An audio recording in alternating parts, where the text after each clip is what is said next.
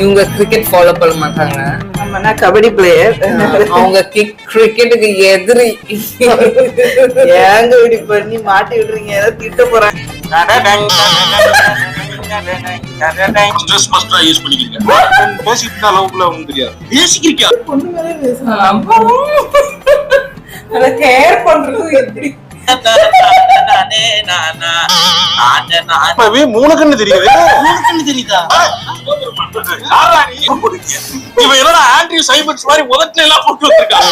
வணக்கம், எல்லாரும் சௌக்கியம் என்று நம்புகிறோம்.